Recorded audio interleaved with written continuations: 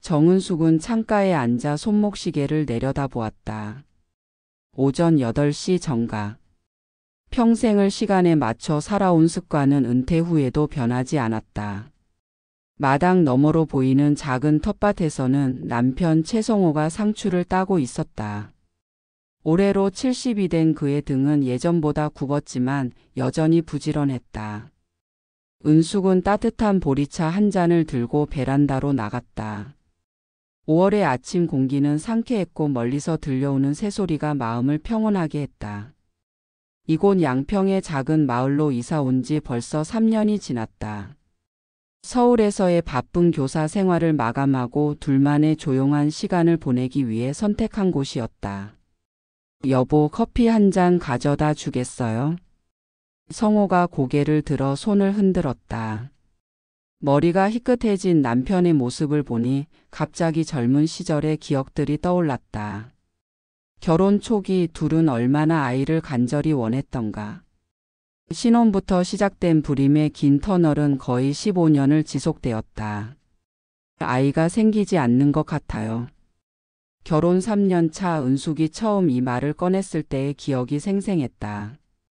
성호는 괜찮다, 우리 둘만 살아도 행복하다고 말했지만 은숙은 그의 눈빛에서 실망을 읽을 수 있었다.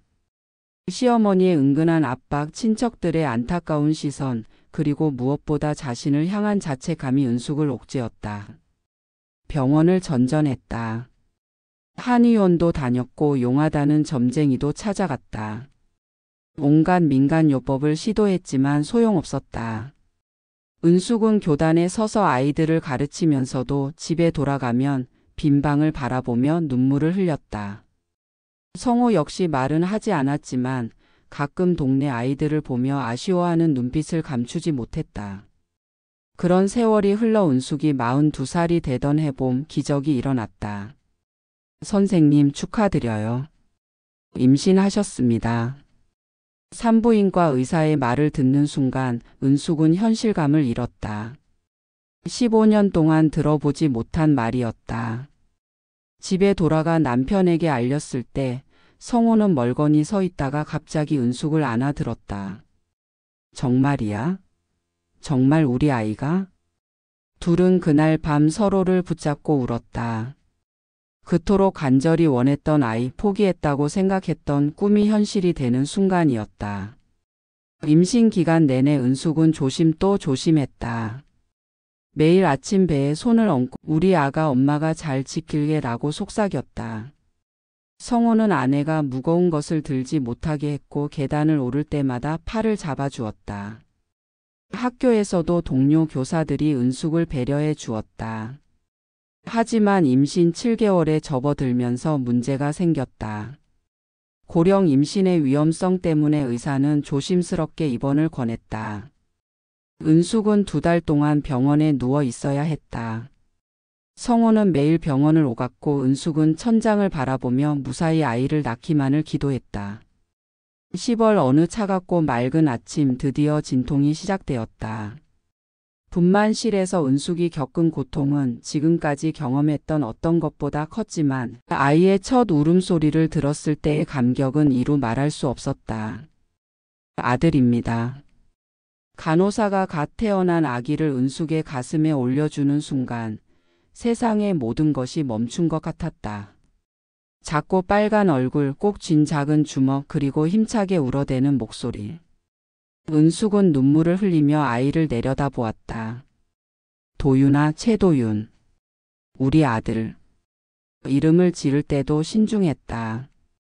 성호는 한문 사전을 뒤적이며 좋은 뜻을 가진 글자들을 찾았고 은숙은 부르기 쉽고 듣기 좋은 소리를 원했다. 결국 도자와 윤자를 합쳐 도윤이라는 이름을 지었다. 바른 길을 가라는 뜻이었다. 늦둥이 아들은 부부에게 그야말로 보물이었다. 은숙은 교사로서의 경험이 있었지만 직접 아이를 키우는 일은 전혀 달랐다. 도윤이 울 때마다 가슴이 철렁했고 열이 조금이라도 나면 밤새 잠을 이루지 못했다. 성호 역시 마찬가지였다. 퇴근 후에는 곧장 아이에게 달려가 안아주었고 주말이면 유모차를 밀고 동네를 한 바퀴 도는 것이 일상이 되었다. 하지만 은숙의 사랑은 때로 과도했다. 도윤이 걷기 시작하면서부터 은숙은 아이가 넘어지지 않도록 늘 곁에 붙어 있었다.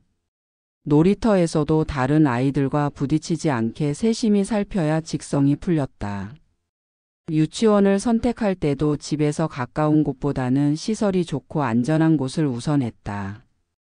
여보, 애를 너무 감쌀까봐 걱정이야. 성호가 가끔 조심스럽게 말했지만 은숙은 듣지 않았다. 이렇게 늦게 얻은 아이인데 조심해서 나쁠 게 뭐 있어요. 다른 집처럼 형제도 없는데. 실제로 도윤은 다른 아이들에 비해 조심스러운 성격으로 자랐다. 위험한 놀이를 피했고 친구들과 다툴 일도 거의 없었다. 공부도 잘했다. 은숙이 숙제를 도와주고 학원 스케줄을 꼼꼼히 관리했기 때문이다. 초등학교 때부터 도윤의 방에는 상장이 가득했다. 모범상, 개근상, 우수상 등등. 은숙은 그때마다 뿌듯해하며 친척들에게 자랑했다. 성호는 가끔 애가 너무 모범생 같아서 걱정이라고 했지만 은숙에게는 그런 아들이 자랑스러웠다. 중학교에 들어가면서 도윤은 더욱 성실해졌다. 새벽 6시에 일어나 학교에 가고 밤 10시가 넘어서야 집에 돌아왔다. 학원, 과외, 독서실로 이어지는 일정 속에서도 도윤은 불평하지 않았다. 오히려 엄마 괜찮아요. 열심히 할게요 라고 말하며 은숙을 안심시켰다. 고등학교 시절이 가장 치열했다. 은숙은 도윤의 학습 계획표를 짜고 영양가 있는 식사를 준비하는 것이 하루 일과의 전부였다. 새벽에 일어나 도시락을 싸고 밤늦게 들어오는 아들을 위해 야식을 준비했다. 성호는 너무 오버하는 거 아니냐고 걱정했지만 은숙은 이때 아니면 언제 해주냐며 더욱 열심히 뒷받침했다. 도윤은 부모의 기대에 어긋나지 않았다. 전교에서 늘 상위권을 유지했고 마침내 서울의 명문대 컴퓨터공학과에 합격했다. 합격 발표가 난 날 은숙은 기쁨의 눈물을 흘렸다. 우리 도윤이가 정말 대견해. 엄마가 얼마나 자랑스러운지 몰라. 대학 시절에도 은숙의 관심은 계속되었다. 매주 용돈을 넣어주고 건강 상태를 확인했다. 도윤이 친구들과 어울려 놀거나 술을 마신다는 소식을 들으면 걱정이 되어 밤잠을 이루지 못했다. 하지만 도윤은 여전히 성실했다. 학점도 우수했고 컴퓨터 관련 자격증도 여러 개 취득했다. 졸업을 앞두고 취업 준비를 할 때도 은숙은 적극적으로 도왔다. 대기업 공채 일정을 챙겨주고 면접 정장도 함께 골라주었다. 결국 도윤은 서울의 유명한 IT 회사에 합격했다. 엄마 덕분에 좋은 회사에 들어갈 수 있었어요. 감사해요. 도윤이 고마워하는 모습을 보며 은숙은 지금까지의 모든 수고가 보상받는 느낌이었다. 아들이 사회에 나가 자리를 잡아가는 모습이 대견하고 뿌듯했다. 직장 생활을 시작한 도윤은 점점 독립적이 되어갔다. 회사 근처에 원룸을 얻어 혼자 살기 시작했고 주말에만 집에 왔다. 은숙은 처음에는 서운해했지만 아들이 성장하는 과정이라고 이해하려 노력했다. 그러던 어느 날 도윤이 여자친구를 소개하겠다고 했다. 은숙의 마음은 복잡했다. 기쁘면서도 한편으로는 불안했다. 도윤이 누군가와 더 가까워진다는 것은 자신과는 멀어질 수도 있다는 뜻이었기 때문이다. 엄마 할인이라는 사람인데 정말 좋은 사람이에요. 도윤이 들려준 이야기에 따르면 박할인은 광고회사에서 일하는 기획자였다. 대학교 선배 소개로 만나 1년 정도 사귀었다고 했다. 똑똑하고 능력 있는 여성이라는 점에서 은숙은 어느 정도 안심이 되었다. 처음 만난 자리에서 할인은 정중하고 예의 바른 모습을 보여주었다. 외모도 단정했고 말씨도 차분했다. 은숙은 우리 도윤이가 좋은 사람을 만났구나 라고 생각했다. 성호 역시 할인을 마음에 들어 했다. 몇 달 후 도윤이 결혼하고 싶다고 했다. 은숙은 놀랐다. 아직 이르다고 생각했기 때문이다. 하지만 아들의 의견을 존중하기로 했다. 할인의 부모님과 만나 결혼 준비를 진행했고 모든 것이 순조롭게 이루어졌다. 결혼식 날 은숙은 복잡한 감정에 휩싸였다. 아들이 자신만의 가정을 꾸리게 된 것이 자랑스러웠지만 한편으로는 이제 정말로 자신의 곁을 떠나는 것 같아 서운했다. 하지만 곧 손주를 볼 생각에 마음이 설렜다. 결혼 후 얼마 지나지 않아 할인이 임신 소식을 알려왔다. 은숙은 그 순간을 평생 잊을 수 없을 것이다. 도윤이 전화로 엄마 할인이가 임신했어요 라고 말했을 때 은숙은 가슴이 벅차올랐다. 정말이니? 정말로? 은숙은 전화기를 붙잡고 울었다. 늦게 얻은 아들 그리고 이제 그 아들의 아이까지. 인생이 이렇게 완성되어 가는 것 같았다. 임신 기간 내내 은숙은 할인을 극진히 돌봤다. 몸에 좋은 음식을 해다 주고 산후조리원도 알아봤다. 아기용품을 사러 다니는 것이 즐거웠고 손주의 얼굴을 상상하며 행복에 젖었다.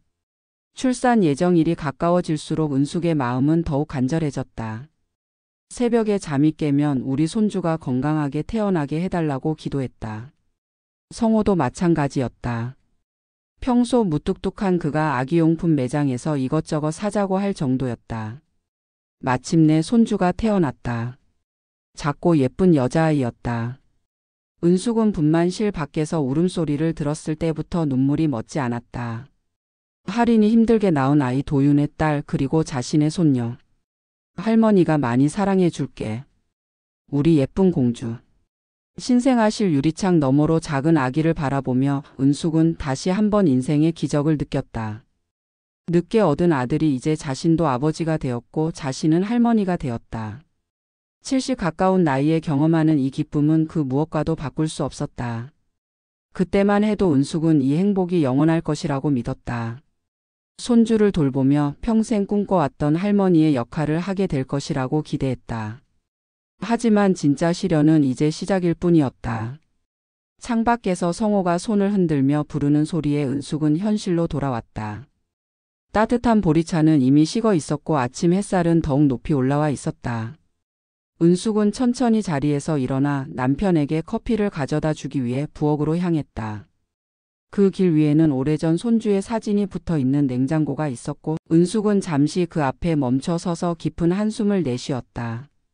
박할인이 처음 집에 왔던 날을 정은숙은 또렷하게 기억하고 있었다. 도윤이 엄마 소개해 드릴 사람이 있어요 라며 조심스럽게 말했을 때 은숙의 가슴은 두근거렸다. 드디어 아들이 좋아하는 사람을 데리고 온 것이다. 할인은 생각보다 작은 체구였다. 키는 160cm 정도였고 몸무게도 많이 나가 보이지 않았다. 하얀 피부에 긴 생머리를 단정하게 뒤로 넘긴 모습이 깔끔해 보였다. 옷차림도 단조로웠다. 검은색 슬랙스에 흰 셔츠 그리고 작은 핸드백 하나. 화장도 연하게 했지만 그래도 예쁘다는 생각이 들었다. 안녕하세요. 박할인입니다. 목소리는 낮고 차분했다. 인사는 정중했지만 어딘지 모르게 경계하는 듯한 느낌이 있었다. 은숙은 그때는 첫 만남이라 그런 거라고 생각했다. 어서 와요. 도윤이한테 이야기 많이 들었어요. 은숙은 최대한 따뜻하게 맞이하려 했다. 미리 준비해둔 과일과 차를 내왔고 할인이 좋아할 만한 이야기를 꺼냈다. 하지만 할인의 반응은 예상보다 차가웠다. 감사합니다. 짧은 대답뿐이었다. 과일도 한두 개 집어먹는 정도였고 차도 몇 모금 마시고는 그만두었다. 은숙이 입맛에 안 맞나요? 라고 물으니 할인은 아니에요. 괜찮습니다. 라고만 했다. 성호는 평소보다 말수가 많았다. 아들의 여자친구를 만나는 것이 어색했던 모양이다. 회사 이야기, 취미 이야기 등을 꺼냈지만 할인은 네 아니에요. 그렇습니다. 정도의 대답만 했다. 할인 씨는 어떤 일을 하시나요? 은숙이 물었을 때 할인의 표정이 조금 밝아졌다. 광고회사에서 기획 업무를 하고 있어요.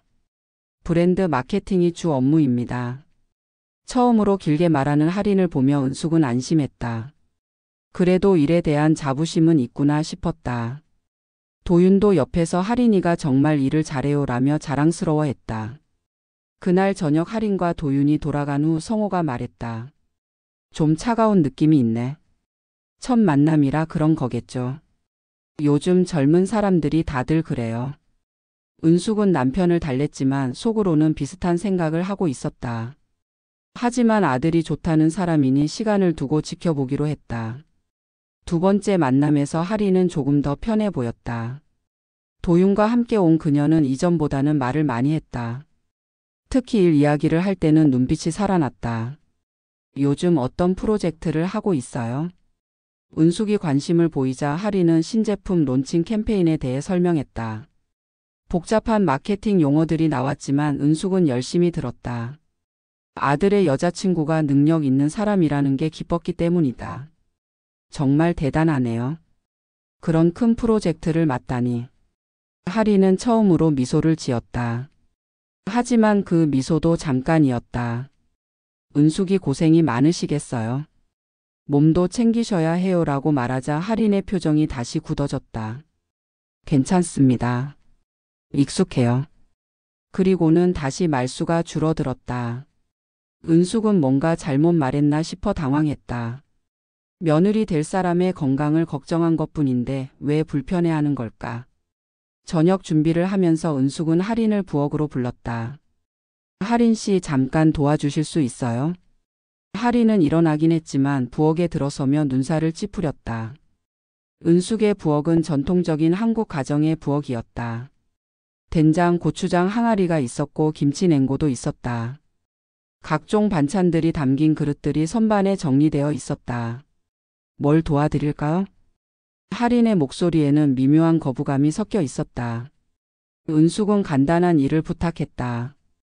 파 좀 다듬어 주실래요? 하린은 팔을 들고는 잠시 망설였다. 그리고는 조심스럽게 다듬기 시작했다. 하지만 솜씨가 서툴렀다. 파뿌리를 너무 많이 잘라내거나 반대로 더러운 부분을 남겨두거나 했다. 요리를 자주 안 하시나 봐요? 은숙이 웃으며 물었다. 하린은 고개를 끄덕였다. 직장 다니면서 해먹을 시간이 없어서요. 대부분 사 먹거나 간단한 걸로. 그럴 수 있죠. 젊을 때는 바쁘니까. 은숙은 이해한다는 뜻으로 말했지만 속으로는 걱정이 되었다. 결혼하면 집안일도 해야 할 텐데 이런 식으로 괜찮을까 싶었다. 본격적인 갈등은 결혼 준비 과정에서 시작되었다. 양가 부모가 만나 결혼식 날짜와 장소를 정하는 자리에서 하린의 성격이 좀 더 드러났다. 하린의 부모님은 예상보다 까다로웠다. 특히 어머니인 김영희는 모든 것에 대해 세세한 질문을 했다. 결혼식장의 등급, 피로연 메뉴, 신혼집 위치 등등. 마치 검증하는 듯한 태도였다. 도윤 씨 부모님께서 신혼집은 어떻게 생각하고 계신지요? 영희가 직설적으로 물었다. 은숙과 성호는 당황했다. 미리 준비하지 못한 이야기였기 때문이다. 아직 구체적으로 정하지는 못했지만 성호가 말끝을 흐렸다. 그러자 하린의 아버지 박종수가 끼어들었다. 요즘 젊은 부부들이 집 마련하기가 쉽지 않죠. 부모가 도와주는 경우가 많은데. 은적이 느껴지는 말이었다. 은숙은 기분이 나빴지만 참았다. 도윤이 중간에서 곤란해하는 게 보였기 때문이다. 저희가 최대한 도와드릴게요. 성호가 대답했지만 하린 쪽 부모들의 표정은 만족스럽지 않아 보였다. 그 자리에서 결혼식은 서울 시내의 유명 호텔로 정해졌다. 비용이 만만치 않았지만 아들의 평생 한 번 있을 결혼식이니 과감하게 결정했다. 하지만 하린 쪽에서 요구하는 것들이 점점 늘어났다. 웨딩 플래너를 쓰는 게 좋겠어요. 사진 작가도 유명한 분으로 했으면 해요. 허니문은 유럽으로 가려고 하는데. 하나하나가 다 비용이 드는 일들이었다. 은숙과 성호는 자신들의 예금 통장을 털어가며 아들의 결혼을 치러냈다. 결혼식 당일 하린은 아름다웠다. 웨딩드레스가 잘 어울렸고 화장도 완벽했다. 사진을 찍을 때는 환하게 웃었고 하객들에게도 정중하게 인사했다. 은숙은 그런 모습을 보며 역시 우리 며느리가 예쁘다고 생각했다. 하지만 신혼여행에서 돌아온 후부터 문제가 시작되었다. 신혼집은 도윤의 회사 근처 아파트로 정했다. 전세금은 성호와 은숙이 마련해 주었다. 결혼 준비로 들어간 돈이 적지 않았지만 아들의 출발을 위해서라면 아깝지 않았다. 하린은 신혼집을 꾸미는데 열중했다. 가구부터 소품까지 모든 것을 새로 샀다. 인터넷 쇼핑몰에서 주문한 택배가 매일 도착했다. 은숙이 가끔 신혼집에 가서 도와주려 하면 하리는 정중하게 거절했다. 괜찮습니다. 제가 할게요. 혼자 하기 힘들 텐데. 아니에요. 제 스타일대로 하고 싶어서요. 하린의 목소리에는 거부감이 분명했다. 은숙은 서운했지만 신혼부부의 공간이니 이해하려 했다. 대신 음식이라도 해다 주려고 했다. 반찬 좀 만들어서 갖다 줄까? 정말 괜찮습니다. 저희 알아서 해요. 하리는 이번에도 거절했다. 은숙은 점점 답답해졌다. 며느리가 자신의 도움을 원하지 않는 것 같았다. 그래도 은숙은 포기하지 않았다. 일주일에 한 번씩은 신혼집을 찾아갔다. 하리는 집에 있을 때도 있었고 없을 때도 있었다. 집에 있을 때는 최소한의 인사만 하고 방으로 들어가 버렸다.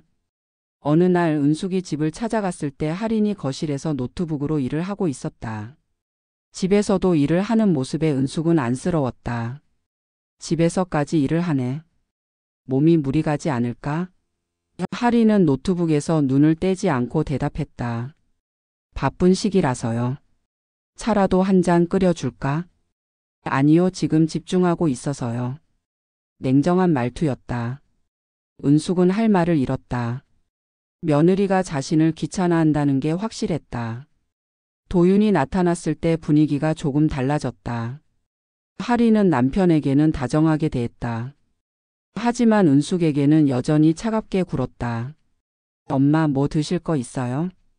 도윤이 물었지만 은숙은 고개를 저었다. 더 이상 있고 싶지 않았다. 결정적인 사건은 명절 때 일어났다. 추석을 맞아 은숙은 며느리와 함께 차례상을 준비하고 싶었다. 시어머니로서 며느리에게 전통을 가르쳐 주고 싶었고 함께 요리하며 친해지고 싶었다. 하리나 내일부터 차례 준비해야 하는데 같이 할래? 저는 회사 일이 있어서요. 하리는 즉시 거절했다. 추석 연휴에도 일을 한다는 것이다. 명절인데 쉬면 안 돼? 중요한 프레젠테이션이 있어서요. 미룰 수 없어요. 도윤도 아내를 지지했다. 엄마 하린이 일이 정말 중요해요. 이해해 주세요. 결국 은숙은 혼자서 모든 차례 준비를 했다. 성호도 도와주긴 했지만 여자가 할 일이 많았다. 나물 무치기, 전 부치기, 국 끓이기 등등. 예전에는 시어머니와 함께 했던 일들을 혼자 하려니 힘들었다. 차례를 지내는 날 아침 하린이 늦게 나타났다. 정장 차림으로 와서는 간단히 인사만 하고는 회사에 가야 해서요라며 바로 나갔다. 차례상 앞에서도 마지못해 하는 표정이었다. 하린이 왜 저렇게 급해? 성호가 불편해했다. 은숙도 마음이 상했다. 며느리라면 시댁의 명절 행사에 함께해야 하는 게 당연한 것 아닌가. 하지만 도윤은 아내를 이해해 달라고만 했다. 그날 저녁 친척들이 모인 자리에서 고모가 물었다. 며느리는 어디 갔니? 일이 있다고 해서.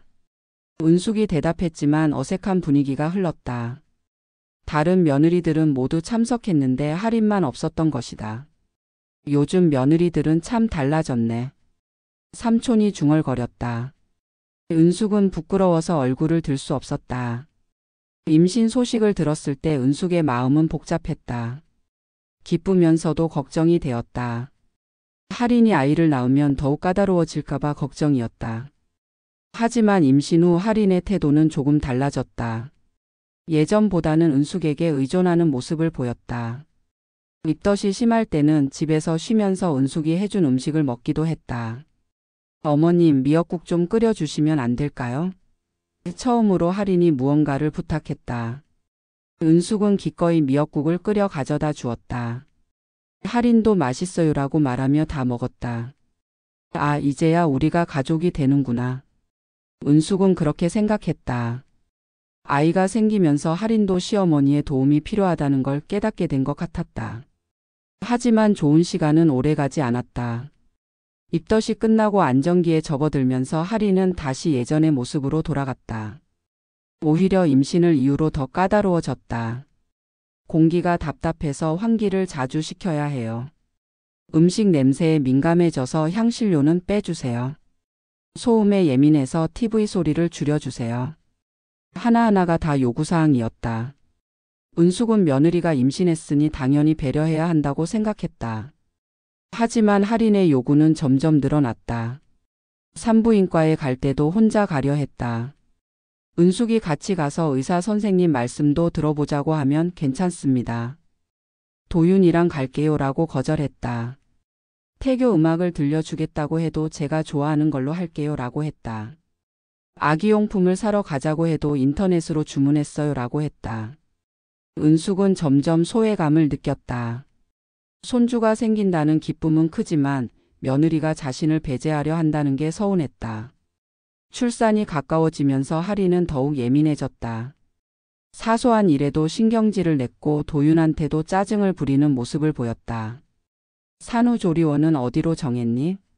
은숙이 물었을 때 할인은 이미 모든 걸 결정해 놓았다고 했다. 강남의 좋은 곳으로 예약했어요. 거기 비싸지 않니? 괜찮아요.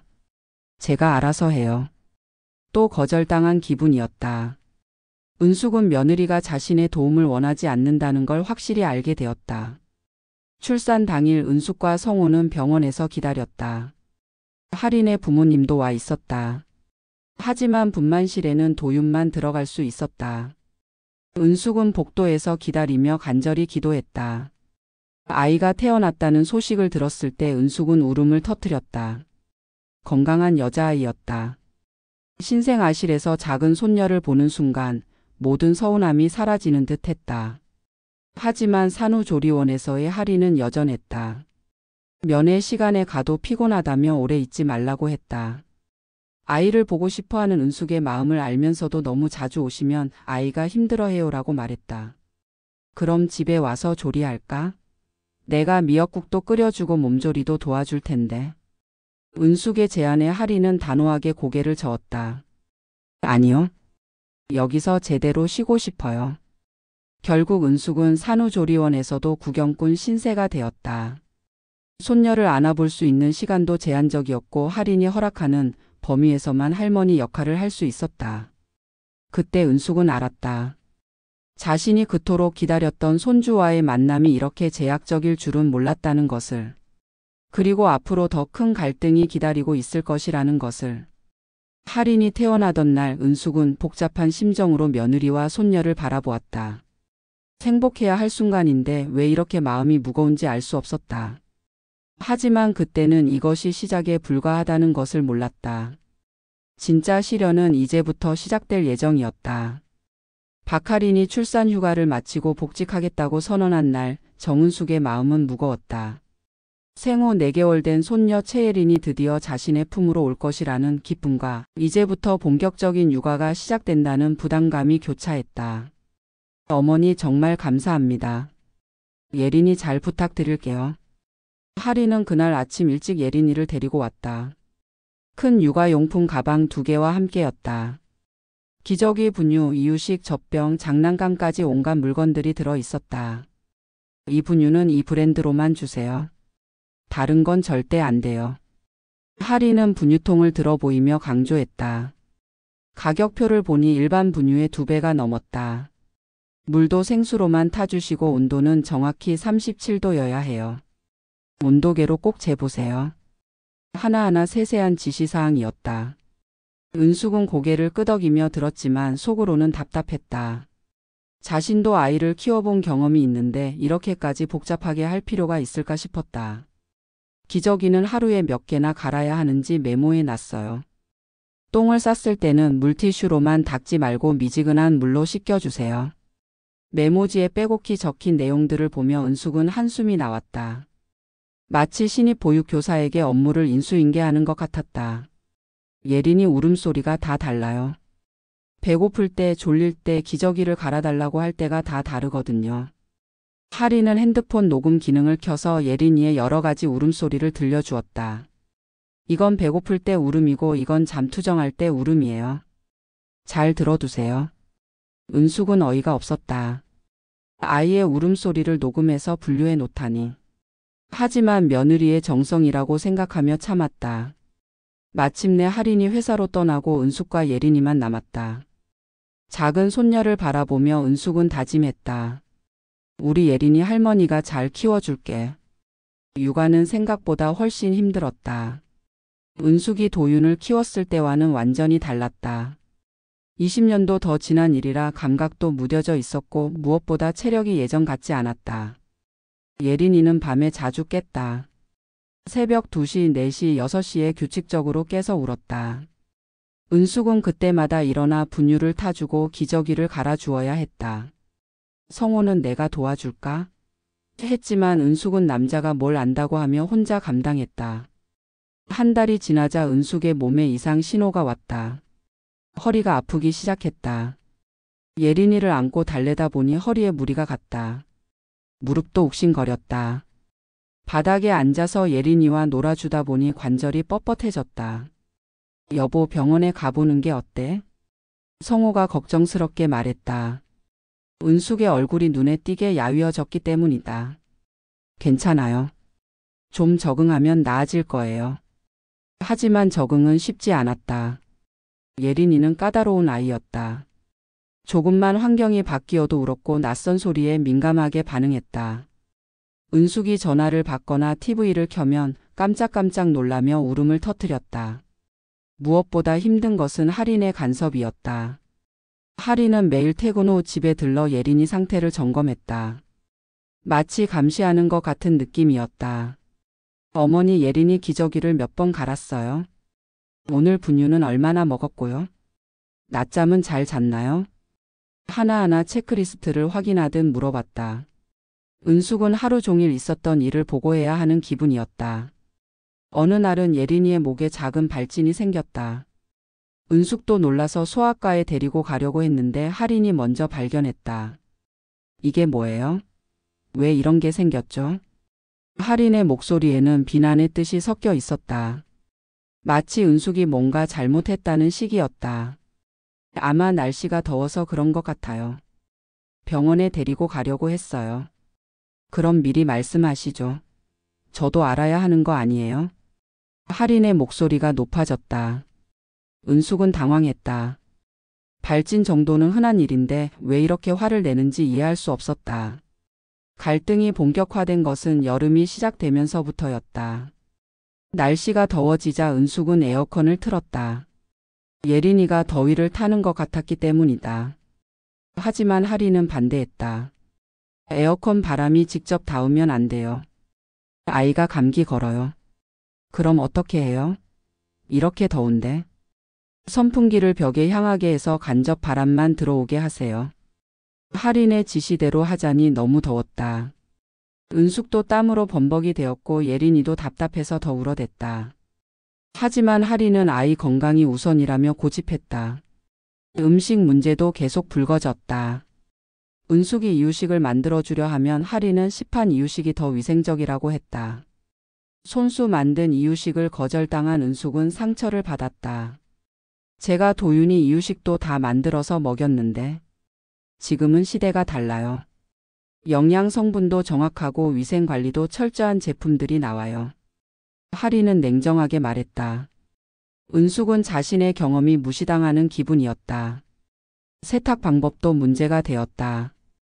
은숙은 예린이 옷을 다른 빨래와 함께 세탁기에 넣었는데 할인이 발견하고는 화를 냈다. 아기 옷은 따로 손빨래해야 해요. 세제도 아기 전용으로 써야 하고요. 요즘 세제는 다 순해서 괜찮을 텐데. 어머니, 제발 제 말 좀 들어주세요. 할인이 소리를 지르는 바람에 예린이까지 놀라서 울기 시작했다. 성호가 거실에서 나와 뭔 일이냐고 물었다. 아무것도 아니에요. 할인은 예린이를 안고는 달래기 시작했다. 은숙은 빨래를 다시 해야 했다. 손빨래로. 정점은 예린이 생후 8개월 되던 날이었다. 할인이 CCTV 설치 이야기를 꺼낸 것이다. 어머니, CCTV를 설치하려고 해요. 할인은 마치 당연한 일인 양 말했다. 은숙은 처음에 무슨 말인지 이해하지 못했다. CCTV요? 왜요? 예린이가 어떻게 지내는지 확인하고 싶어서요. 회사에서도 볼 수 있게요. 은숙은 어이가 없었다. 자신을 감시하겠다는 것이나 다름없었다. 그럴 필요까지 있을까요? 제가 매일 상황을 알려드리는데. 그래도 직접 보는 게 좋잖아요. 요즘은 다들 그렇게 해요. 할인의 말투는 단호했다. 이미 결정된 일이라는 시기였다. 그때 성호가 끼어들었다. 거실에서 TV를 보다가 대화를 들었던 것이다. 여기가 내 집이냐? 누구 마음대로 CCTV를 설치하겠다는 거야? 성호의 목소리에는 분노가 섞여 있었다. 평소 참고 참던 것이 터진 것이다. 어머님이 예린이를 잘 돌봐주시는 건 알지만 그래도 확인하고 싶어서요. 확인? 우리가 뭘 잘못했다는 거냐? 그런 뜻이 아니라. 그럼 뭔 뜻이야? 우리를 믿지 못하겠다는 거 아니야? 성호의 목소리가 점점 높아졌다. 은숙은 남편을 말렸지만 이미 늦었다. 할아버지, 요즘은 다들 그렇게 해요. 이상한 게 아니에요. 할인도 지지 않았다. 오히려 당당한 태도였다. 다들 그렇게 한다고? 그럼 다른 집에 가서 그렇게 해. 우리 집에서는 안 돼. 성호가 소리를 질렀다. 그 바람에 예린이가 깨서 울기 시작했다. 자 봐요. 할아버지가 소리 질러서 예린이가 깼잖아요. 할인이 따져 물었다. 성호는 더욱 화가 났다. 야, 내가 말이 되는 소리를 해야지. 저는 당연한 요구를 한 거예요. 두 사람이 언성을 높이자 예린이는 더욱 크게 울었다.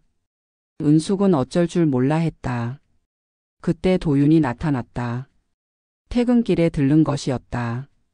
상황을 파악한 도윤은 할인의 편을 들었다. 아빠, 왜 할인이한테 그렇게 말씀하세요? 너도 내 아내 편을 드는구나. 성호는 아들에게까지 배신당한 기분이었다. CCTV 설치가 뭐 대단한 일이라고 그래요? 요즘 다들 하는 거예요. 도윤의 말에 성호는 말문이 막혔다. 자기 아들마저 며느리 편에 서는 것이 믿어지지 않았다. 그날 밤 은숙과 성호는 잠을 이루지 못했다. CCTV 사건은 단순한 감시 장비 설치 문제가 아니었다. 그동안 쌓인 불신과 갈등이 한꺼번에 터진 것이었다. 여보, 이제 정말 못하겠어요. 은숙이 먼저 입을 열었다. 몇 달간 쌓인 스트레스가 한계점에 다다른 것이다. 나도 그래. 며느리가 우리를 뭘로 보는 거야? 성호도 분노를 감추지 못했다. 평생 성실하게 살아온 자신들이 며느리에게 이런 취급을 받아야 하는지 억울했다. 예린이는 사랑스럽지만 이렇게까지 해가면서 키울 필요가 있을까요? 은숙의 목소리에는 지쳐감이 묻어났다. 손녀는 사랑스러웠지만 그 때문에 겪어야 하는 스트레스가 너무 컸다. 그냥 그만두자. 며느리가 그렇게 불신한다면 우리가 왜 고생해야 해? 성호의 말에 은숙도 고개를 끄덕였다. 하지만 마음 한편으로는 예린이가 걱정되었다. 그래도 자신들이 돌보면 안전할 텐데 어린이집에 보내면 제대로 돌봄을 받을 수 있을까 하는 우려였다. 다음 날 아침 할인이 예린이를 데리고 왔을 때 분위기는 어색했다. 어제 일에 대해 아무도 먼저 말하지 않았다. 어머니, 그럼 오늘도 부탁드려요. 할인은 평소처럼 말했지만 목소리에는 경계심이 있었다. 은숙도 네하고 대답했지만 마음은 무거웠다. 하지만 일주일 후 또 다른 사건이 터졌다. 예린이가 이유식을 먹다가 토한 것이었다. 별일 아닌 일이었다. 아이들은 가끔 토하기 마련이고 예린이도 평소에 종종 그랬다. 은숙은 당황하지 않고 예린이를 씻겨주고 새 옷을 입혔다. 하지만 저녁에 이 사실을 아나리는 크게 화를 냈다. 왜 바로 연락 안 하셨어요? 토했다면 병원에 데려가 봐야 하는 거 아니에요? 별일 아니었어요. 조금 토했을 뿐이고 지금은 괜찮아요. 괜찮다고요? 어머니가 어떻게 판단해요? 할인의 말투가 점점 거세졌다. 은숙은 기가 막혔다. 자신도 아이를 키워본 경험이 있는데 이 정도도 판단하지 못한다는 식으로 말하는 것이었다. 할인아, 말을 좀 조심해서 해라. 성호가 끼어들었다. 며느리의 태도가 도를 넘었다고 생각했다. 할아버지는 빠져주세요. 저는 어머님한테 말하는 거예요. 할인이 성호에게 대든 것은 이번이 처음이었다. 성호는 어이없어 했다. 뭐? 내가 지금 나한테 뭐라고 했어?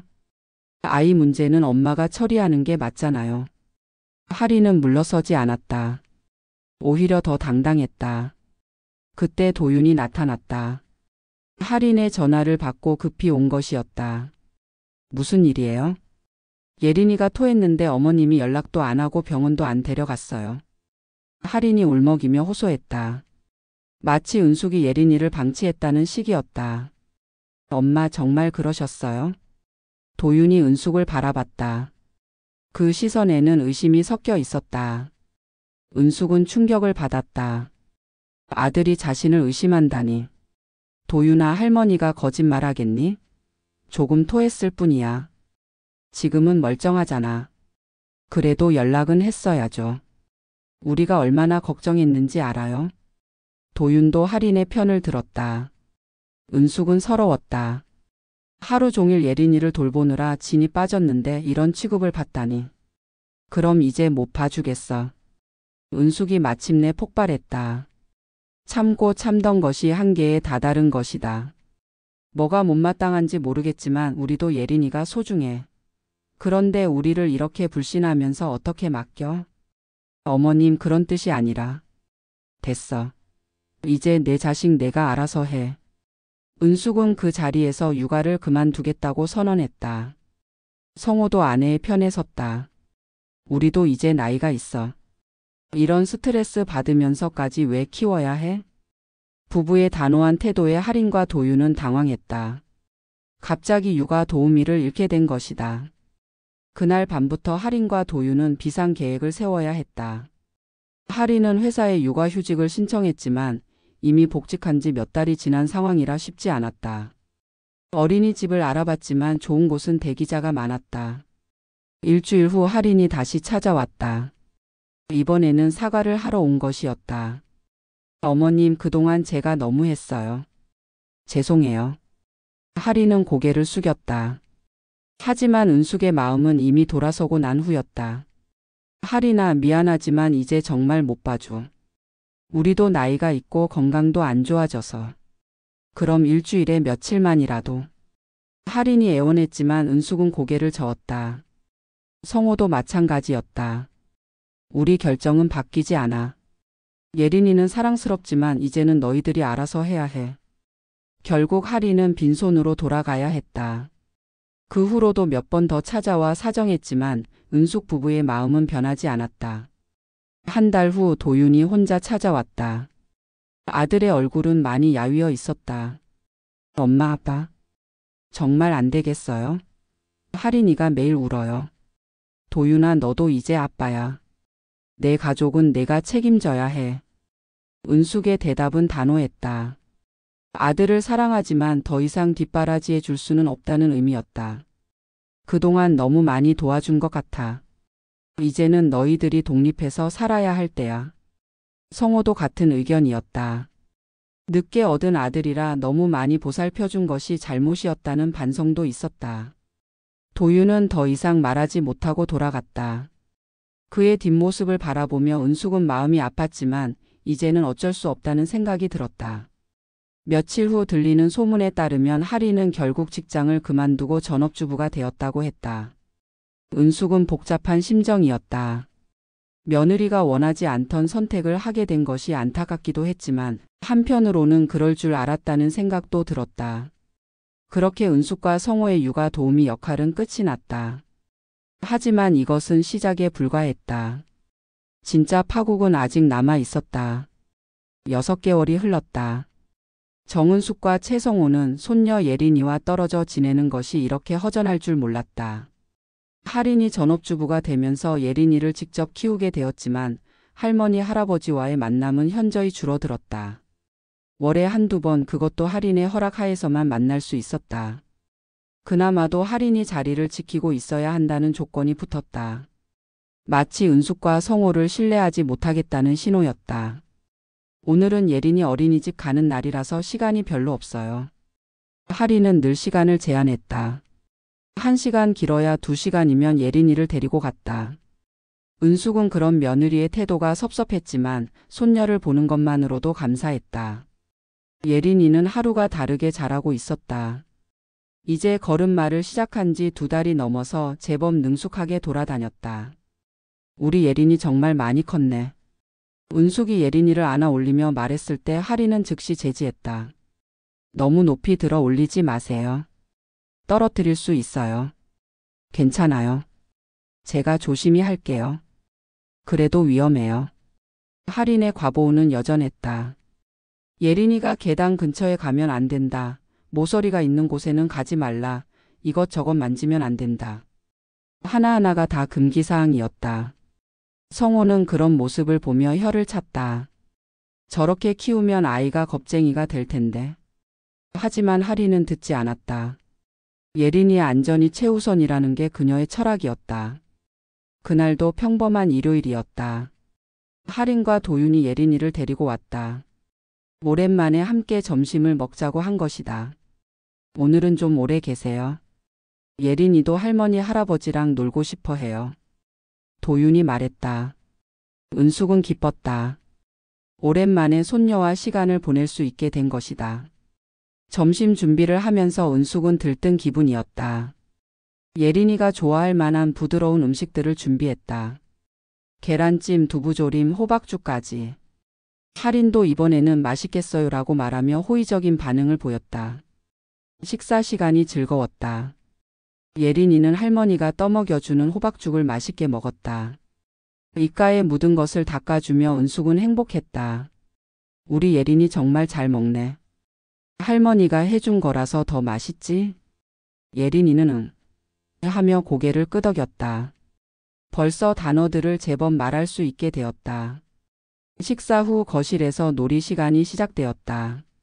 성호는 예린이를 무릎에 앉히고 동요를 불러주었다. 하린과 도윤은 소파에서 커피를 마시며 대화를 나누었다. 요즘 회사는 어때? 은숙이 하린에게 물었다. 하린은 잠시 어두운 표정을 지었다. 사실 복직하고 싶어요. 집에만 있으니까 답답하거든요. 그럼 다시 일을 시작하면 되잖아요. 그런데 예린이를 어디 맡길지가 문제예요. 어린이집은 아직 어리고. 하린의 목소리에는 고민이 묻어났다. 일을 하고 싶지만 아이를 믿고 맡길 곳이 없다는 것이다. 우리가 도와주면 되는데. 은숙이 조심스럽게 말했다. 하린은 잠시 망설이더니 고개를 저었다. 아직은 좀 더 생각해 볼게요. 여전히 은숙 부부를 완전히 신뢰하지 못하고 있었다. 오후 2시쯤 도윤과 하린이 잠시 마트에 나갔다. 저녁 준비를 위한 장을 보러 간 것이다. 예린이는 할머니 할아버지와 함께 집에 남았다. 우리 예린이랑 할머니가 둘이 놀까? 은숙이 예린이의 손을 잡고 거실로 갔다. 예린이는 좋아하며 깔깔거렸다. 할아버지는 뭐하고 계세요? 할아버지는 뉴스 보고 계시네.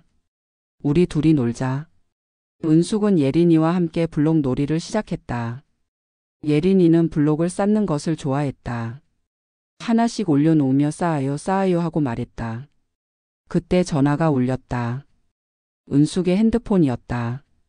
예전 동료 교사로부터 온 전화였다. 예린아, 할머니가 잠깐 전화 받을게. 여기서 놀고 있어. 은숙은 예린이를 거실 중앙에 놓아두고 베란다로 나갔다. 전화 내용은 동창회 모임에 대한 이야기였다. 오랜만이다. 어떻게 지내? 잘 지내고 있어요. 손주 돌보느라 바빠요. 은숙은 예린이를 가끔 확인하며 전화를 계속했다. 아이는 여전히 블록을 가지고 놀고 있었다. 다음 주 모임에 꼭 나와. 오랜만에 다들 보자. 그럴게요. 시간 되면. 전화가 길어졌다. 동료들 안부를 묻고 근황을 나누다 보니 10분이 넘게 흘렀다. 성호는 거실에서 TV를 보고 있었고 예린이는 블록 놀이에 집중하고 있는 것 같았다. 그럼 나중에 다시 연락할게. 은숙이 전화를 끊고 거실로 돌아왔을 때였다. 쾅! 큰 소리와 함께 예린이의 울음소리가 들렸다. 은숙은 깜짝 놀라 뛰어갔다. 예린이가 거실 테이블 모서리에 머리를 부딪혀 넘어져 있었다. 예린아. 은숙이 달려가 예린이를 안아들었다. 아이의 이마에서 피가 흘러내리고 있었다. 크지는 않았지만 상처가 났다. 여보, 빨리 와봐요. 은숙의 외침에 성호가 달려왔다. 상황을 본 성호도 놀랐다. 어떻게 된 거야? 전화 받는 사이에 테이블에 부딪혔나 봐요. 예린이는 계속 울고 있었다. 이마의 상처는 생각보다 깊어 보였다. 피는 계속 흘렀다. 병원에 가야겠어. 성호가 재빨리 판단했다. 은숙은 예린이를 달래며 거즈로 상처를 눌러주었다. 괜찮아, 예린아. 할머니가 있어. 하지만 예린이는 계속 울었다. 놀란 것도 있었지만 아픈 것이 더 컸다. 급히 병원에 갔다. 응급실에서 의사가 상처를 확인했다. 크게 다치지는 않았어요. 꿰맬 정도는 아니고 소독하고 밴드만 붙이면 될 것 같아요. 의사의 말에 은숙과 성호는 안도했다. 다행히 큰 상처가 아니었다. 며칠 있으면 나을 거예요. 걱정하지 마세요. 처치를 마친 후 예린이는 울음을 멈췄다. 진통제 효과도 있었지만 할머니 할아버지가 달래주니 안심이 된 것 같았다. 우리 예린이 용감하네. 이제 안 아프지? 은숙이 예린이를 안고 달랬다. 예린이는 고개를 끄덕이며 안 아파요라고 말했다. 집으로 돌아가는 길에 은숙은 도윤에게 전화를 걸었다. 도윤아, 예린이가 조금 다쳤어. 그런데 크지 않으니까 걱정하지 마. 뭐라고요? 어디 다쳤어요? 도윤의 목소리에 긴장감이 묻어났다. 이마를 조금 다쳤는데 의사가 괜찮다고 해. 지금 집으로 가는 중이야. 지금 갈게요. 도윤이 전화를 끊었다. 은숙은 할인의 반응이 걱정되었다. 30분 후 할인과 도윤이 집에 도착했다. 두 사람의 얼굴은 창백했다. 특히 할인은 집 안으로 뛰어들어오며 예린이를 찾았다. 예린아. 할인이 소파에 앉아있던 예린이를 안아들었다. 이마의 밴드를 확인하며 눈물을 글썽였다. 어머님, 어떻게 된 일이에요? 할인의 목소리는 떨리고 있었다. 은숙은 상황을 설명했다. 전화를 받는 사이에 테이블에 부딪혔어. 병원에 가서 치료받았고 의사가 괜찮다고. 전화요? 예린이 혼자 두고 전화를 받으셨다고요? 할인의 목소리가 높아지기 시작했다. 은숙은 당황했다. 잠깐이었어. 10분도 안 되게. 10분이나요? 걸음마 하는 아이를 10분이나 혼자 뒀다고요? 할인의 분노가 터져 나왔다. 마치 은숙이 큰 잘못을 저지른 것처럼 말했다. 할인아, 말 조심해라. 성호가 끼어들었다. 하지만 할인은 멈추지 않았다. 조심하라고요? 우리 애가 다쳤는데 조심하라고요? 사고는 언제든 날 수 있는 거야. 우리도 예린이가 다쳐서 마음 아파. 은숙이 설명하려 했지만 할인은 듣지 않았다. 예린이가 다쳤는데 마음 아프다고요? 정말요? 할인의 말투가 점점 공격적으로 변했다. 도윤도 옆에서 심각한 표정을 짓고 있었다. 엄마, 정말 어떻게 이런 일이 일어날 수 있어요? 도윤까지 은숙을 비난하는 투로 말했다. 은숙은 억울했다. 잠깐 한눈 판 사이에 일어난 일이야. 나도 예린이가 다쳐서 마음이 아파. 한눈 팔았다고요? 할인이 날카롭게 반응했다. 그럼 예린이보다 전화가 더 중요했다는 거예요? 이 말은 선을 넘었다. 은숙의 분노 게이지도 올라가기 시작했다. 할인아, 내가 지금 뭔 소리를 하는 거니? 저는 당연한 말을 하고 있어요. 우리 애를 맡아달라고 부탁한 적도 없어요. 할인의 마지막 말은 폭탄이었다. 맡아달라고 부탁한 적이 없다니. 그동안 얼마나 헌신적으로 예린이를 돌봤는데 이런 말을 듣게 될 줄이야. 뭐라고? 부탁한 적이 없다고? 은숙의 목소리가 떨렸다. 분노와 상처가 뒤섞였다. 맞아요. 저는 어머님께 부탁한 적이 없어요. 어머님이 하시겠다고 한 거잖아요. 할인은 물러서지 않았다. 오히려 더 공격적으로 나왔다. 그럼 내가 직장 그만두고 키우라고 했으면 그렇게 했을 거냐? 성호가 반박했다. 하리는 잠시 말을 멈췄다가 다시 입을 열었다. 그건 다른 문제예요. 뭐가 다른 문제야? 우리가 없었으면 어쩔 뻔했어? 은숙도 참지 못하고 소리를 높였다. 그동안 쌓인 스트레스와 서러움이 한꺼번에 터져 나왔다. 어머님이 알아서 한 일을 저한테 고마워하라고 하시는 거예요. 할인의 말은 더욱 독했다. 마치 은숙이 일방적으로 도움을 강요한 것처럼 몰아갔다. 야, 너 지금 뭔 말을 하는 거야? 성호가 크게 소리쳤다. 평생 이렇게 화난 적이 없었다. 그때였다. 할인이 갑자기 손을 들어 올렸다. 그리고 은숙의 뺨을 향해 내려쳤다. 탁! 큰 소리와 함께 은숙의 뺨에 손바닥 자국이 났다. 거실이 순간 정적에 휩싸였다. 은숙은 뺨을 부여잡고 믿을 수 없다는 표정으로 할인을 바라봤다. 성호는 얼어붙었다. 도윤도 상황을 파악하지 못하고 있었다. 너 지금 뭔 짓을 한 거야? 성호가 떨리는 목소리로 말했다. 할인도 자신이 무슨 일을 저질렀는지 깨달았지만 후회하는 기색은 없었다. 제가 왜 이런 말까지 들어야 해요? 우리 애가 다쳤는데. 할인은 여전히 자신이 옳다고 생각하고 있었다. 성호의 폭발은 그 다음이었다. 며느리가 아내를 때렸다는 사실이 믿어지지 않았다. 평생 그런 일을 당해본 적이 없었다. 야, 너 같은 년은 살면서 처음 본다.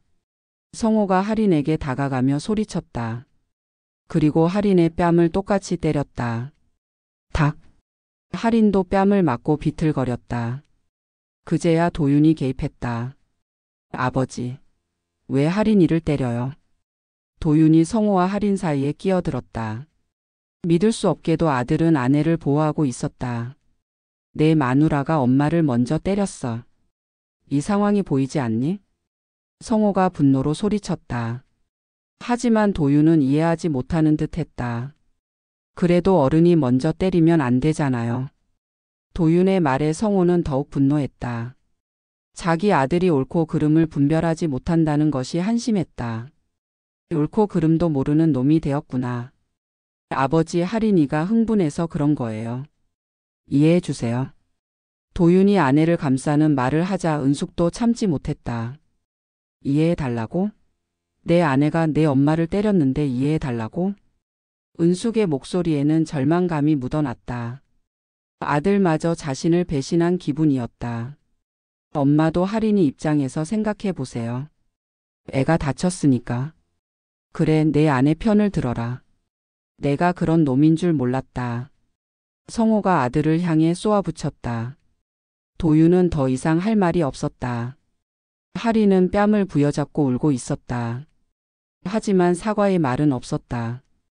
여전히 자신이 피해자라고 생각하는 것 같았다. 예린이가 울기 시작했다. 어른들의 고성에 놀란 것이다. 아이의 울음소리에 모두가 잠시 멈췄다. 할인이 예린이를 안아달랬다. 괜찮아, 예린아. 엄마가 있어. 그 모습을 보며 은숙은 더욱 서러웠다. 자신도 예린이를 걱정하고 사랑하는데 왜 이런 취급을 받아야 하는지 모르겠었다. 이제 됐어. 너희들 당장 나가. 성호가 단호하게 말했다. 더 이상 참을 수 없다는 표정이었다. 아버지, 나가라고 했어. 다시는 우리 집에 오지 마. 성호의 목소리는 냉랭했다. 평생 이렇게 화난 적이 없었다. 도윤은 어쩔 줄 몰라 했다. 할인은 예린이를 안고 현관으로 향했다. 나가면서도 사과의 말은 없었다. 도윤아. 문 앞에서 은숙이 아들을 불렀다. 마지막으로 아들이 정신을 차리기를 바라는 마음이었다. 응, 엄마. 내가 정말 이런 애였니? 은숙의 말에 도윤은 고개를 숙였다. 하지만 대답은 없었다. 너도 같이 나가. 이제 우리 아들 아니야. 성호의 선언에 도윤은 충격을 받았다. 하지만 이미 늦었다. 아버지, 엄마. 진정하시고 이야기해요. 할 이야기 없어. 나가.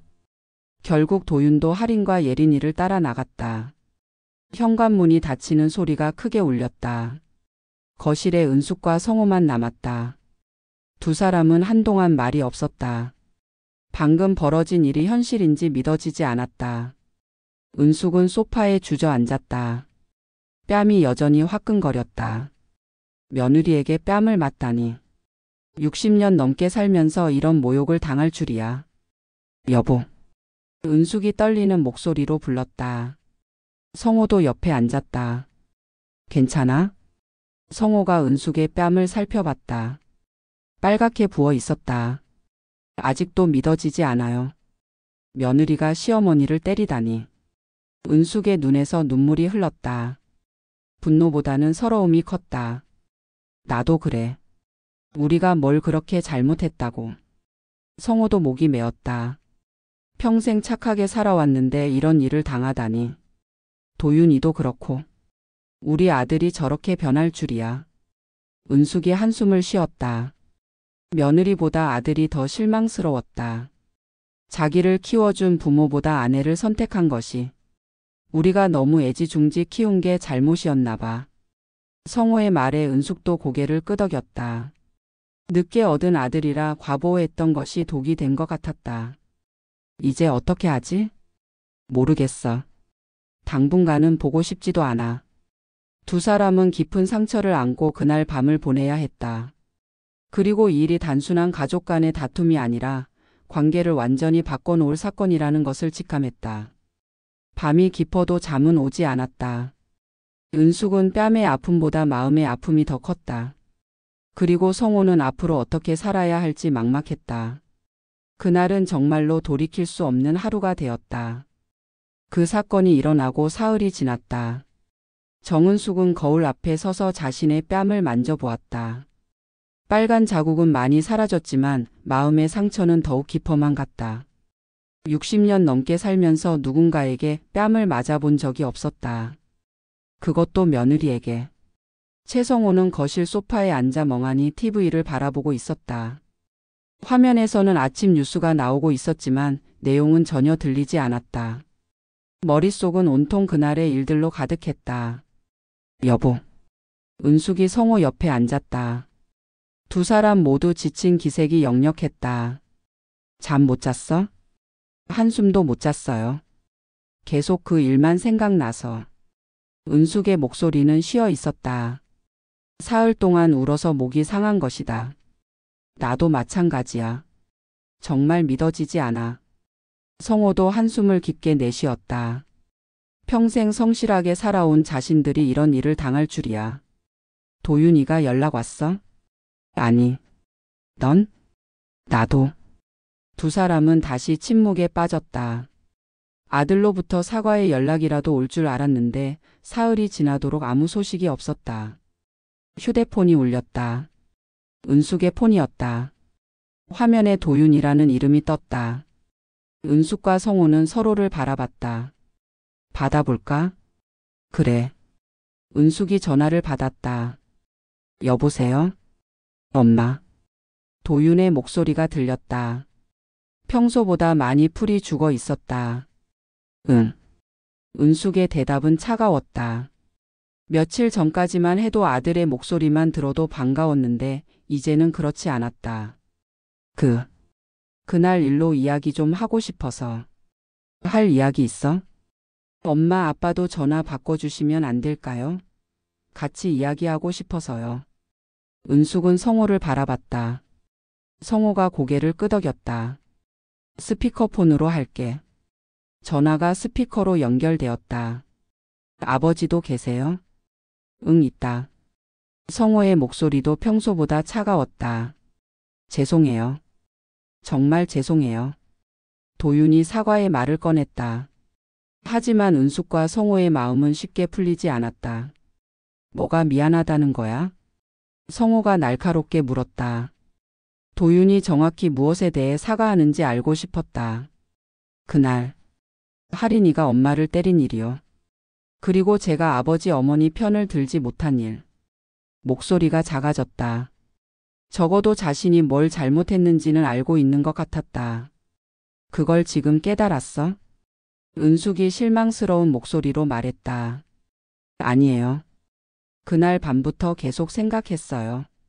제가 정말 잘못했다는 걸 알아요. 그럼 내 아내는 뭐라고 하던? 성호가 물었다. 정작 중요한 것은 할인의 반응이었다. 할인이도 많이 후회하고 있어요. 지금 울면서 어떻게 사과드릴지 모르겠다고. 후회해? 은숙의 목소리에 분노가 섞였다. 후회한다는 게 뭔 소리야?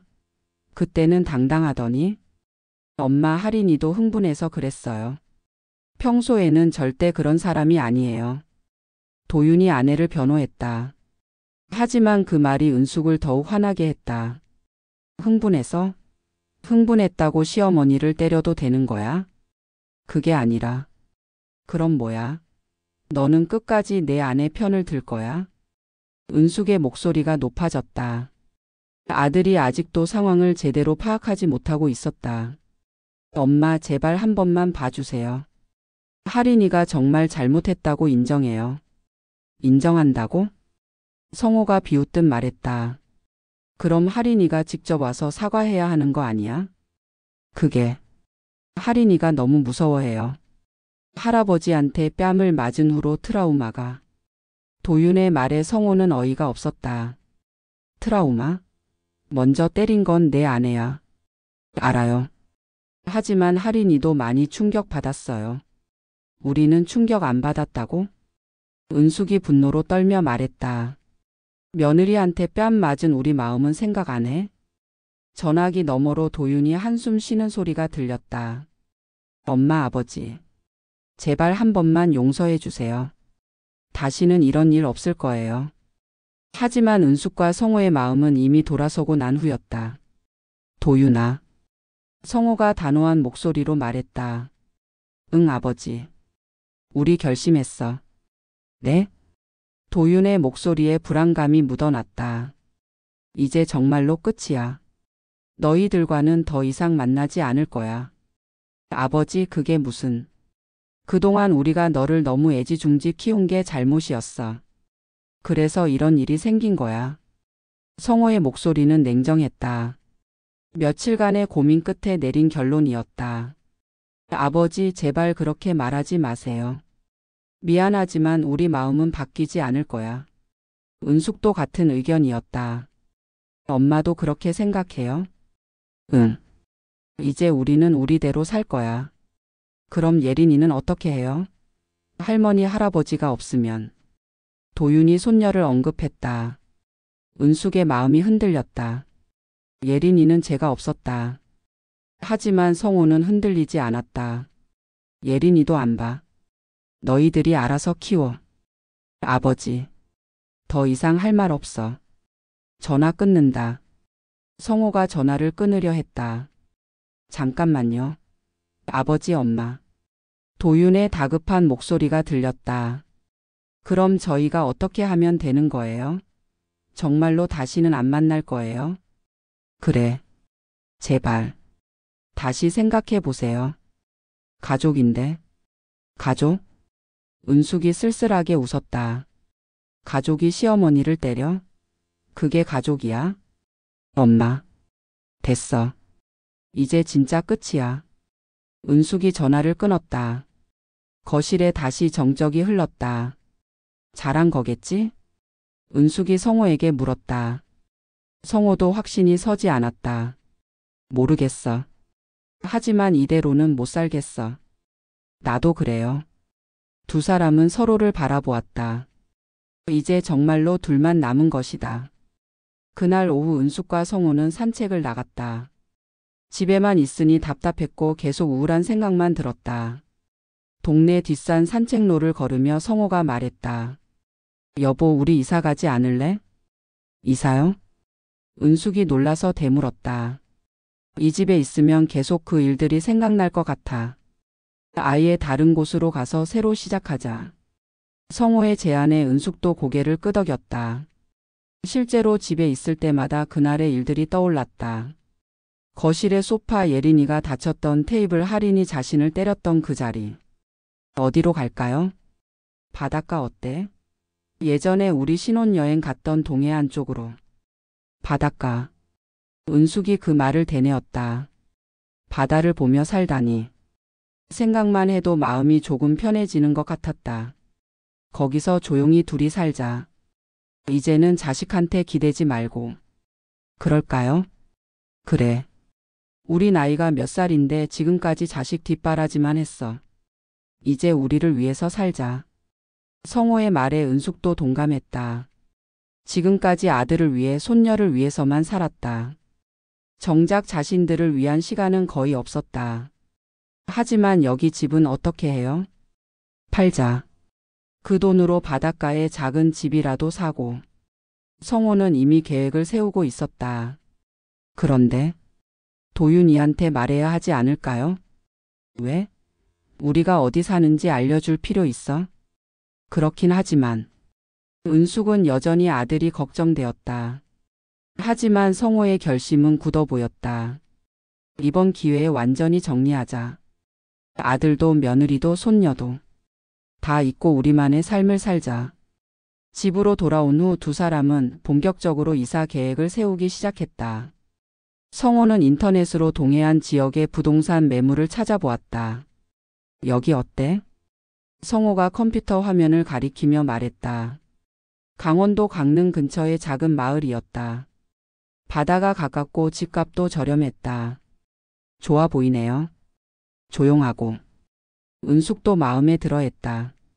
사진으로 본 집은 작지만 깔끔해 보였다. 마당도 있어서 텃밭을 가꿀 수도 있을 것 같았다. 여기로 정할까? 그래요. 한번 가서 직접 봐요. 다음 날 두 사람은 강릉으로 향했다. 기차를 타고 가는 길에 은숙은 창밖 풍경을 바라봤다. 점점 멀어지는 서울을 보니 복잡한 심정이었다. 후회되지 않아? 성호가 물었다. 은숙은 잠시 생각하다가 고개를 저었다. 아니에요. 오히려 시원해요. 나도 그래. 왜 진작 이런 생각을 못했을까? 기차가 강릉에 도착했다. 부동산에서 나온 직원과 만나 집을 보러 갔다. 실제로 본 집은 사진보다 더 마음에 들었다. 어떠세요? 부동산 직원이 물었다. 좋네요. 성호가 대답했다. 은숙도 고개를 끄덕였다. 그럼 계약 진행할까요? 그렇게 해주세요. 결정은 빨랐다. 더 이상 망설일 이유가 없었다. 집 앞에는 작은 텃밭이 있었고 걸어서 10분이면 바다에 갈 수 있었다. 조용한 마을이라 사람들도 많지 않았다. 여기서 새로 시작하죠. 은숙이 말했다. 성호도 고개를 끄덕였다. 그래. 이제 진짜 우리만의 삶을 살자. 서울로 돌아온 후 본격적인 이사 준비가 시작되었다. 집을 매물로 내놓자 관심을 보이는 사람들이 몇 명 있었다. 생각보다 빨리 팔릴 것 같았다. 짐을 정리하면서 은숙은 예린이 사진을 발견했다. 생후 몇 개월 때 찍은 사진이었다. 작고 예쁜 손녀의 모습에 은숙의 마음이 아팠다. 이건 어떻게 하지? 성호에게 사진을 보여주었다. 성호도 잠시 복잡한 표정을 지었다. 가져가자. 예린이는 죄가 없어. 그래요. 예린이만은. 하지만 다른 가족 사진들은 모두 버렸다. 도윤의 사진 할인과 함께 찍은 사진들. 모두 쓰레기통으로 갔다. 이제 정말 끝이네요. 은숙이 중얼거렸다. 끝이 아니야. 시작이야. 성호가 아내의 어깨를 감싸며 말했다. 우리 인생의 새로운 시작. 짐 정리를 하던 중 도윤에게서 또 전화가 왔다. 하지만 이번에는 받지 않았다. 몇 번 더 전화가 왔지만 모두 무시했다. 이틀 후 도윤이 직접 집에 나타났다. 초인종을 눌렀지만 은숙과 성호는 문을 열어주지 않았다. 엄마, 아빠, 저예요. 도윤이에요. 문 밖에서 도윤이 외쳤다. 하지만 대답은 없었다. 제발 문 좀 열어주세요. 이야기해요. 30분 정도 있다가 도윤은 포기하고 돌아갔다. 은숙은 커튼 틈 사이로 아들의 뒷모습을 바라봤다. 마음이 아팠지만 돌아서지 않았다. 이사하기 일주일 전 할인에게서 예상치 못한 연락이 왔다. 문자 메시지였다. 어머님 정말 죄송합니다. 제가 너무 심했어요. 용서해 주세요. 이어서 또 다른 메시지가 왔다. 예린이가 할머니를 찾고 있어요. 제발 한 번만 봐주세요. 그리고 예린이 사진이 첨부되어 있었다. 예린이가 할머니 사진을 보며 할매라고 부르는 영상이었다. 은숙의 마음이 흔들렸다. 예린이의 목소리를 듣자니 눈물이 났다. 여보 봐요. 은숙이 성호에게 휴대폰을 보여주었다. 성호도 영상을 보고는 잠시 말이 없었다. 마음 아프네. 저도요. 예린이는 정말 죄가 없는데. 하지만 성호는 마음을 굳게 먹었다. 하지만 안 돼. 한 번 넘어가면 또 같은 일이 반복될 거야. 그렇긴 하지만 예린이를 위해서라도 이게 맞아. 그런 환경에서 자라면 예린이도 비뚤어질 거야. 성호의 말에 은숙도 고개를 끄덕였다. 할인에게 답장을 하지 않았다. 그 후로도 할인에게서 몇 차례 메시지가 왔다. 사과의 말들이었다. 심지어 이혼하겠다는 말까지 있었다. 어머님이 용서해주지 않으면 저는 도윤 오빠와 이혼하겠어요. 제 잘못 때문에 가족이 이렇게 될 수는 없어요. 하지만 은숙은 그것도 할인의 연기라고 생각했다. 진심이 아닐 거라고. 협박하는 거네. 성호도 같은 생각이었다. 그러게. 이혼한다고? 해보라고 해. 두 사람은 할인의 메시지를 모두 삭제했다. 드디어 이사하는 날이 왔다. 이사업체 직원들이 와서 짐을 트럭에 실었다. 30년 넘게 살던 집을 떠나는 것이었다. 도윤이 있는 동안 함께 살았던 집, 예린이를 돌보았던 집. 추억이 많은 곳이었지만 이제는 아픈 기억도 많은 곳이 되었다. 다 실었습니다. 이사업체 직원이 말했다. 은숙과 성호는 마지막으로 빈집을 둘러봤다. 아쉽지 않아? 성호가 물었다. 조금은. 하지만 이제 새로운 곳에서 새로운 추억을 만들어야죠. 은숙의 대답에 성호도 미소를 지었다. 그래. 이제 우리만의 시간이야. 집 열쇠를 새 주인에게 넘겨주고 두 사람은 강릉으로 향했다. 이번에는 기차가 아니라 차를 타고 갔다. 짐차를 따라가야 했기 때문이다. 길을 가면서 은숙은 지나온 일들을 생각했다. 결혼 불임, 늦은 출산, 도윤의 성장, 결혼, 예린이의 탄생, 그리고 갈등과 이별. 인생이 참 기구하다는 생각이 들었다. 행복했던 순간들도 있었지만 아픈 순간들도 많았다. 후회되지 않죠? 성호가 다시 한번 물었다. 아니요. 오히려 홀가분해요. 나도 그래. 차창 밖으로 바다가 보이기 시작했다. 푸른 바다와 하얀 파도. 오랜만에 보는 바다였다. 예쁘네요. 그러게. 매일 이런 걸 볼 수 있다니. 두 사람의 표정이 밝아졌다. 새 집에 도착해서 짐을 정리하는데 하루가 걸렸다. 작은 집이라 금방 끝날 줄 알았는데 생각보다 시간이 많이 걸렸다. 저녁이 되어서야 모든 정리가 끝났다. 간단하게 라면으로 첫 식사를 했다. 첫날 치고는 괜찮네. 성호가 만족스럽게 말했다. 그러게요. 여기서 잘 살 수 있을 것 같아요. 은숙도 기분이 좋았다. 오랜만에 마음이 편안했다. 저녁 산책으로 바다에 갔다. 해가 지고 있었다. 붉은 노을이 바다를 물들이고 있었다. 참 예쁘다. 은숙이 감탄했다. 매일 이런 노을을 볼 수 있어. 좋겠어요. 두 사람은 바위에 앉아서 노을을 바라봤다. 파도 소리가 마음을 평온하게 했다. 앞으로 뭐하고 살까? 은숙이 물었다. 글쎄. 텃밭도 가꾸고 바다도 자주 보고.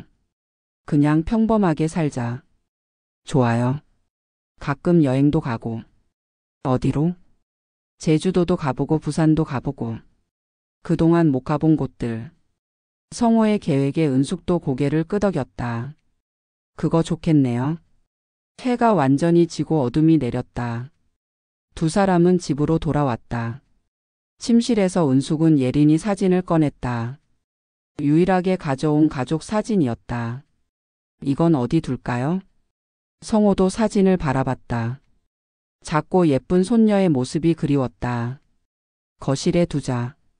예린이는 우리 손녀니까. 그래요. 언젠가는 다시 만날 수 있겠죠? 그럼. 예린이가 크면 할머니 할아버지를 찾을 거야. 성호의 말에 은숙도 희망을 가져봤다. 첫밤이 지나고 아침이 왔다. 창문을 열자 바다 냄새가 들어왔다. 갈매기 울음소리도 들렸다. 기분 좋다. 은숙이 기지개를 켜며 말했다. 그러게. 공기도 좋고. 성호도 상쾌해 보였다. 아침을 준비하면서 은숙은 새로운 다짐을 했다. 이제는 남편과 자신만을 위해서 살겠다고. 더 이상 누구에게 기대거나 의존하지 않겠다고. 여보. 응. 고마워요. 이런 결정을 해줘서. 뭘? 우리가 해야 할 일이었어. 그동안 너무 힘들었어요. 이제야 살 것 같아. 성호도 같은 기분이었다. 오랜만에 마음이 자유로웠다. 앞으로 잘 살아보자. 그래요. 우리 둘이 행복하게. 두 사람은 손을 잡고 바다를 바라봤다. 푸른 바다 위로 햇살이 반짝였다. 새로운 시작이었다. 아픈 과거는 뒤로하고 이제는 정말로 자신들만을 위한 삶을 살아갈 것이다. 바닷가로 가는 길은 멀었지만 마침내 도착했다. 그리고 이곳에서 새로운 이야기를 써내려갈 것이다. 예린이 사진을 바라보며 은숙은 속으로 말했다. 우리 예린아 할머니가 여기 있어. 언젠가 내가 크면 할머니를 찾아와. 그때까지 할머니가 잘 살아 있을게. 그렇게 정은숙과 최성호의 새로운 인생이 시작되었다. 아들을 너무 사랑한 죄로 상처받았지만 이제는 그 상처마저 치유하며 살아갈 것이다. 바닷가로 가는 길은 끝났지만 진짜 인생은 이제부터 시작이었다.